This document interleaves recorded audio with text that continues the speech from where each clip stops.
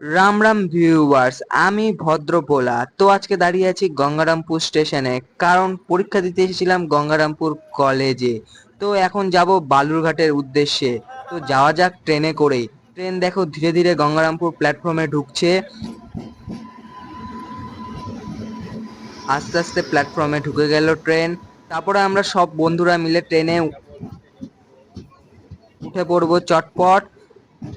তো ট্রেনে ওঠার ভিডিওটা করিনি, কারণ ট্রেনটা এখানে বেশিক্ষণ থাকায় না। তো ট্রেনে চেপে যাওয়ার পরেই ভিডিওটা করেছি। তারপরে সোজা আর রাস্তার মাঝখানে কোনো ভিডিও বানাইনি, সোজা আমার প্রাণের শহর বালুরঘাটে পৌঁছে ভিডিও করেছি।